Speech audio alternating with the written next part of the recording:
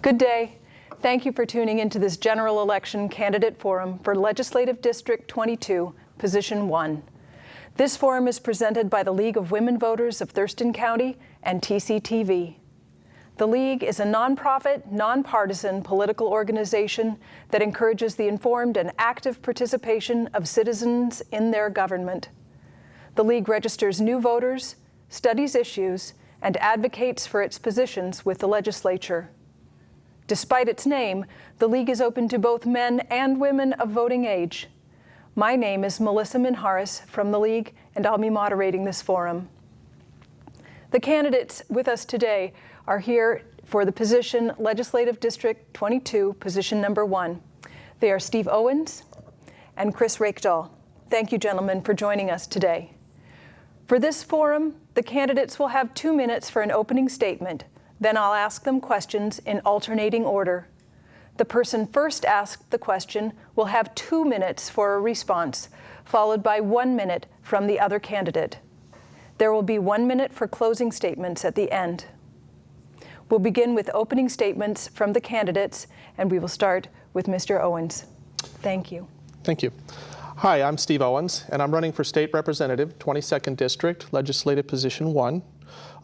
That's Olympia, Tumwater, and most of Lacey in this city. I come from a background of Navy experience and software engineering. Oh, God. Yeah. I am totally frozen up. Just keep going. Yeah. So why are you running? Well, I'm running because we need to have a balance of views in the legislature. Right now, Olympia is very Democrat heavy. And the Democrats have a lot of good things that they stand for, but they only bring one perspective to the table. And I believe that the Republican perspective is just as important for maintaining a balance between the need to, on the one hand, provide equality and justice, and on the other hand, to provide prosperity and growth. A lot of times when government seeks to intervene, they do so in a manner that seems, at common sense, it seems like it's a good idea. But the actual impact of those interventions tend to be the opposite of what is intended to be accomplished. So, as a Republican, I believe that a government governs best when it governs least, and that individuals making choices, voluntary choices, are the best way to achieve the optimum use of resources and the optimum prosperity within a society. And so I hope to bring that to the table if I get elected in November, and participate in the dialogue in the state legislature to help steer us in a more even-tempered path. Great. Thank you very much, Mr. Owens. Mr. Reykdal. Thank you, Melissa, and thank you to the League. It's a great opportunity to be here. Thank you to my opponent for coming today. I appreciate very much the League and all the work in our community and statewide on critical issues from the environment to education. Thank you very much. I'm State Representative Chris Reykdal, and I represent the 22nd District here, and as you heard, that's essentially Lacey, Tumwater, and Olympia, with some of the county to the north and to the west. It's been a tremendous honor for the last 2 terms, or 4 years, to represent this district in the state legislature. I think sometimes when you sit in those seats and you hear your colleagues from around the state talk about what they're going to do to Olympia to fix it, it's a little tough on our community. We are Olympia. We are by a long stretch the largest district in terms of public sector employment and passion for the public sector, with almost 40% of our workforce. During the difficult and critical recession that we've gone through, that workforce has taken a large hit. COLAs have been frozen. And now the courts have levied a tremendous blow to our retirees in terms of the PERS retirement and TERS retirement COLAs. These are the kinds of things that when we get too radical and aggressive about our anti-tax and anti-government rhetoric, it turns into real policy and it hurts real people like the folks in our community. So I've been working very hard for the last couple of years to try to re-engage our colleagues in the legislature about the balanced role of the public sector in our economy. You need a strong and healthy state government. It's the absolute core of our state education system. And all that anti-tax rhetoric has turned into a multi-billion-dollar shortfall in K-12 education. Thankfully, we put $1 billion more into that system last year, but there's a long ways to go. And we can do it if we think about a fair tax system, one that levies an equal rate to all people. And currently, our poor are paying 6 times their disposable income as the very wealthy in our state. That's not okay. We can do better than that on the tax front. We can do better than that on the environmental front. And at the end of the day, Democrats and Republicans can build a better Washington state with a more balanced and fair tax code, and that's what I'm going to keep fighting for. Thank you. Thank you. Gentlemen, we'll start with some questions. And the first question we'll pose to you first, Mr. Owens. What is your position on funding the projects proposed in the governor's transportation plan? My position is this. Our primary objective should be to ensure that the roads that we have and all of the infrastructure that we have is maintained. Currently, the state of Washington rates a fare, which is about as low as you can go without actually hitting poor. And this contributes to increased accidents, loss of life. It contributes to traffic jams, the waste of fuel as people sit in traffic. And there's an economic impact that's profound by not maintaining our roads first.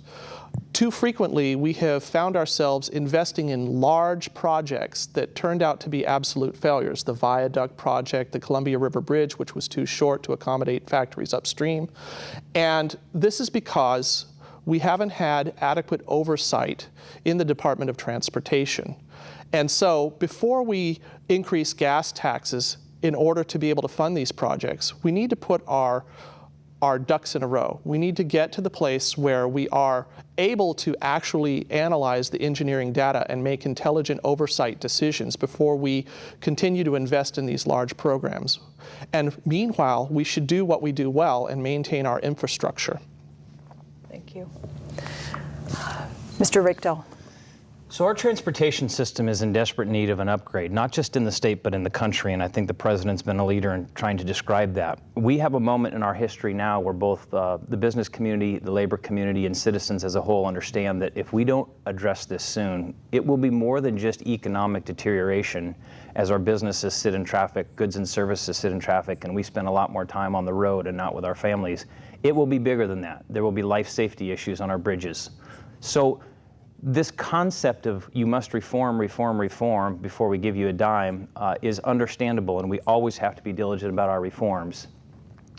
But it's excuse making if it doesn't actually lead to the investments that make us a stronger and better state going forward. So let's invest more in our highways and our roads, our county and city infrastructure while we reform. It's not one or the other, it's actually both. It's at the concept of balance. We have to do this. And by the way, 11.5 cents of gas tax to make billions of dollars in investments is $5 a month per driver in our state. We absolutely can afford to do this and become a leader in the nation in our infrastructure and attract more business to our state. Thank you. Mr. Reykdal, the next question goes to you first. Can the state fund basic education without compromising the budgets of all other state services? Yeah, so it's a great question. We have to. I take a whole child approach. It is one thing to try to put several $1 billion more into our schools, lower our class sizes, invest in our teachers, make sure that students have access to really quality courses in high school so they're ready for college. You can do all those things, but if you don't actually take care of the whole child, those who are sick, those who are homeless, those with learning disabilities, if you don't take a comprehensive look at children in our state, we will certainly excel on the top and we will leave a whole bunch of people behind. So I think you'll see from us this legislature, if I get the honor to serve again, an opportunity for us to tell the citizens that we can in fact invest more in basic ed without sacrificing our environmental investments, our human service investments, our basic human investments that we do. That's an obligation on us. So what I hope we don't continue to hear is education first. That's really a mantra that says we want to spend everything on K-12 first and hell be damned to everything else. And while that's good politics, it's really terrible. It's terrible public policy if you're trying to advance all 7 million Washingtonians to a better life. I guess I'd conclude on this by saying, part of that answer is in what is our tax burden? And as I look at it, I look at several metrics, and one of them is what is our tax burden per citizen in this state, and where has that been? We're at a 40-year low. I look at what is our state employee count. It's at a 30-year low, the number of public state employees that we have in our state. And then I look at our total tax burden as a share of our overall economy, our share of gross state product. Again, it's at a 40 or 50-year low. So we're not talking about an environment where we have to raise revenue into some extraordinary stratosphere. We have to get back to average. If we simply get back to average and raise our tax base so it's 1% higher as a share of our total economy, that's $3 billion a year. That's enough to fully fund our basic needs, our basic education system, and fully fund all of our financial aid obligations in higher education. I think it's an investment worth making. Thank you. So, Mr. Owens, can the state fund basic education without compromising the budgets of all other state services? It may be able to, but an important thing that I think gets left out of the discussion when it comes to funding basic education is it's not just about the money. Even the McCleary decision itself stated that unless there are overhauls and reforms within the way we spend our money in education, raising more money will not solve the problem. And unfortunately, the dialogue has only been about raising money and not addressing the structural inefficiencies in our school system. We spend 50% more per capita on each child than they do in Europe, and yet Europe outperforms us consistently. This is essentially, in my business, we call that a code smell. And what that really means is that is an indicator that we are missing an opportunity to find efficiencies in the way we incentivize our teachers, the way we make use of our facilities. For example, we have billions of dollars worth of facilities that sit idle 3 months out of the year. And yet, in reducing class sizes, we're looking to build more schools. Thank you. So this next question goes to you first, Mr. Owens. What suggestions do you have for enhancing an atmosphere of cooperation, compromise, and goodwill among our legislators? Well, I think the important thing is to put the interests of the voters first, to look for solutions that work. And I don't think that it's healthy for people to get stuck in ideology. A lot of times people will, when the problems are complicated, they will adopt a position that they will replace belief for fact and belief for data. And the problems we're trying to solve are very complicated. They're multifaceted and they're intertwined. If you attempt to solve one problem without looking at it in the bigger picture, then you're going to miss the boat. Optimizing the components while lowering the efficiency of the entire system doesn't work. And because it's so complicated and because gathering data is so difficult, sometimes the best way to solve the problem is to try multiple different strategies in parallel and find out which strategies work the best. Start small, find what works, and then scale up on those solutions that proved themselves to be successful. Thank you. That's it. Mr. Reykdal. Yeah, so the question is really about an atmosphere of cooperation. And I know folks don't get to read about the 70 or 80% of votes we take that are, 2/3 or more bipartisan. You hear about the very controversial and difficult ones, and I think that's understandable. I mean, those are the ones that gather attention, tax votes or environmental votes and things like that. It's a pretty incredible environment up there in terms of people's interest in outcomes.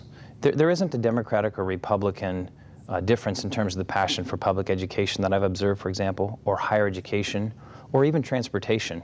The difference is in everyone's belief on how to achieve those objectives best. And I think that's refreshing. When you have common goals and common values, and again, we generally do, I think, we get some good things done. I'll give you one example. Last year, we had a very contentious bill on high school graduation requirements. It is, in fact, one of the reforms, many reforms to the education system before the money follows. And that is a more robust high school diploma. We've had districts in this state requiring, as few as 19 credits to get a diploma. We think it should be between 22 and 24 credits. That was a bipartisan vote. We came together, and almost every single person in the House and Senate, after contention, created this very quality high school diploma. We'll do more of that. Thank you. So, Mr. Reykdal, if reelected, what legislation will you propose to address potential health, property, environmental hazards of high magnitudes of coal and/or oil trains passing through our state? Yeah, it's a great question, and man, it's a hot subject right now. So I guess the story really starts with probably a letter that I joined on with a handful of legislators about a year ago, where we came to conclude that the environmental impact analysis that the federal government was going to do was simply going to narrowly look at the dust coming off the trains or the potential for spill. It was going to take a very narrow sort of examination of what happens to the actual commodity should there be a disaster or an impact here. We signed on to a letter pleading that our state analysis, our state environmental impact look at a comprehensive approach. So more than just the impact of those commodities and products moving through our state and through our communities, but what happens when they ultimately get to China and India and parts of the world, and they blow unbelievable volumes of CO2 into the air. We wanted a comprehensive impact on that. We don't have those yet. So I'm not sure even still this year it will be appropriate to put legislation forward from either side until all the analysis is done. If it comes forward and those analyses tell us that in fact there's a significant adverse effect to our region, very specifically from the commodity moving through and from the ultimate deterioration air quality that comes over, I will join folks in restricting it or eliminating it through our state. Oregon's been very aggressive. I think Vancouver, Canada's probably going to be aggressive in actually keeping the commodity through their state. It's a complicated issue. It's multinational. There are lots of folks involved. And what we have to do is look after the comprehensive health of our folks. So I'm being very clear with folks, I may not sponsor legislation this year to stop that until the analysis is completely done. It will absolutely depend on that state study and that federal study and how folks want to go forward. Thank you. Mr. Owens. I have to agree that not passing legislation before you have data is a very good thing. Part of what I heard Mr. Reykdal say, though, was that preventing the movement of coal through our state in order to keep it from getting to China so that it can be burned is an effective strategy. And I do not believe that that is an effective strategy. We should be focused on the safety of our own environment and the safety of the people in this state. But we should not use our state as a tool to try to prevent other economies from growing in the way they see best. It's not going to work. If they don't come through Washington, they'll go somewhere else. And the only way to overcome that is to provide alternatives that do not require the use of coal. And if we want to solve the problem of CO2, we need to have energy alternatives that work, available to all of the world. Otherwise, they will continue to use coal and they'll move it through our state or not. But by not moving it through our state, we sacrifice our own economy, and I don't think that's wise to do so. Thank you. All right. Mr. Owens, we start with you on this. Do you think the legislature should deal with state mental health care in the next session? And if so, in what form? We definitely need to address mental health care. Mental health care is tied to homelessness. Mental health care is tied to violence. Mental health care is tied to family breakdown. It's a very high priority, and it's something that we need to address.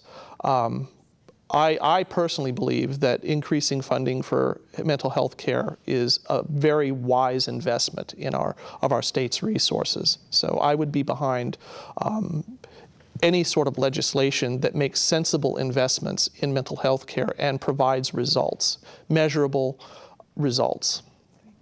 Thank you. Yeah, this is one of the critical things that we're going to face, and I know there's been headlines about the state Supreme Court essentially telling the state, you can't use our local law enforcement or local jurisdictions to house patients with mental health issues, that you really as a state need to provide that. So we're going to be once again investing in Western State Hospital and building back that capacity after some cuts that were made during the harsh years of 2009 and 2010. It's more than that, though. It's more than where you're going to place folks. It's the preventative treatment. It is actually putting money into communities so that they can deal with the mental health crisis that they're all facing individually. Mr. Owens makes a very good point that this is sort of core of what government does. It will require resources, and the ability to address mental health issues begins to also add value in terms of the fight on homelessness and substance abuse, quite frankly. The other great opportunity in our state is that we've been a leader in the nation on comprehensive health care reform. One of the things I guess I've seen that is a little shallow in all that discussion is we've treated the physical body, right? Sort of the internal medicine component, and it's very light on dental and on vision, and I would argue on healthcare, on mental health as well. People should be able to get adequate quality mental health through their basic health plan and not have a crisis before they get treatment. Thank you very much. So we're to our last question. It goes to you first, Mr. Reykdal. Do you support gun registration initiative 591 or 594, and why? Yeah, so I'm a fan of the comprehensive gun registration and background check work that is being done, I believe, in 594. I know they're competing initiatives, and this is just a tactic, everybody. You got to understand that when there's something very common sense that goes to the voters, one of the first things the other side tries to do is throw one out there to confuse everybody so you vote no on everything. Read your voter's pamphlet very carefully. Understand that one of them is essentially not going to have any background checks, and the other one is trying to put background checks in place. I strongly support that. I think the citizens are overwhelmingly in support of it. And this is not a Second Amendment gun right issue. I've said consistently, I've never sponsored a bill in the legislature to eliminate a single firearm from a single person, ever. Not one. And I wouldn't, because I do believe in the Second Amendment. The difference is it reasonable? Would reasonable people suggest that you should have to go through a background check in order to possess something so lethal that you can essentially kill mass amounts of people in a very short amount of time? That seems very reasonable. And when you talk to folks, they say, gosh, I needed to go through more work and more counseling to get married. I had to go through processes to get a fishing license. I had to go through hours and hours of training to get behind a 4,000-pound vehicle to drive my car. But in this state, it's too easy to get a gun that can do mass casualty damage to folks. So I think it's very reasonable that we have this dialogue, that we pass this initiative to do expanded background checks. And again, we lead the country in saying we are strong advocates for the Second Amendment, but that doesn't come with unfettered access. It's legitimate, and reasonable people would argue that you've got to have a reasonable basis by which you can purchase a weapon without necessarily giving it to those who would cause serious damage. It won't stop all crime. That's not the point of it. But it's the idea that we are going to intervene so that we can stop some of that crime. And I think it's a very good thing. I think it's very reasonable, and I think it's sad when folks argue against it. Thank you. So Chris Reykdal spoke about reasonable background checks, and I do not consider I-594 to be a reasonable law. If Chris and I went out to the woods and I had my rifle and we were walking along and I handed my rifle to Chris, I would become a felon under I-594 because we did not go to a gun store and get a background check, and I did not pay the $50 for the background check for me to hand him the weapon even for 5 minutes. And then, if he wanted to hand me that weapon back, if he did not go to the gun store and pay $50 and do a background check, now he would be a felon, and we would both lose our gun rights forever. To me, that is not a reasonable law. That is a gun grab. And I am against I-594, and I am 100% in favor of I-591, which, although it doesn't have background checks, it promotes safe educational use of guns. When you educate people to use firearms safely, when you educate them about the awesome responsibility that having a firearm means, that is valuable knowledge, and that will go a long way towards making people more responsible in their use of firearms. Thank you. Well, we've come to that time where we're going to hear closing statements from each of our candidates, and we will start by hearing our closing statement from Mr. Owens. Well, I really appreciate the time that you've taken and making this venue available for all of the candidates. It's hard to get the word out about a candidacy when you're not an incumbent, and I think this sort of allows a more balanced set of ideas to be presented to the voter. It's good when you have choices. Choices allow people to get more of what they want the way they want it. And that was one of the reasons that I ran, was to provide voters a choice. At any rate, I appreciate being here. I appreciate the chance to discuss these things and answer your questions. And I think that you're doing great work here. Thank you very much. Thank you very much. I appreciate the opportunity. Again, I'm Chris Reykdal, current state representative here in the 22nd District, and I appreciate the great support I've had for the first 2 terms I've served in the House. I am running for my 3rd term, and I ask for your support. I encourage you to go to chrisreykdal.com or follow me on social media or call me, and I would be very happy to answer questions about where I stand on any of the issues. I certainly wish we had more time to respond. I don't agree with my opponent's assertion about the simplicity of falling into the felony category on I-594, but folks will have to take their own approach to that. And finally, I would just say that this session, if I get a chance to serve, I will continue to be passionate about tax reform that makes sense, that's more fair, that also invests fully in our basic education system, and that funds the reforms we've already done. A robust teacher evaluation system, a complete rewrite of our state's curriculum from K all the way to 12th grade. These are the kinds of reforms and a comprehensive high school diploma that everyone said we needed to do before they'd fund it. Well, we're doing those things. So what excuse will the other side have now for not investing in our kids? I'm looking forward to that battle, and I hope I get a chance to do it. Thank you. Thank you. Well, that brings us to the end of this forum. Thank you to our candidates, Steve Owens, Chris Reykdal, for joining us today. These gentlemen are candidates for Legislative District 22, Position 1. And you voters, please take time to inform yourselves of your choices, find out more about your candidates, about the initiatives on the ballot, and don't forget to vote in our general election on November 4th. Thank you very much. Have a good day.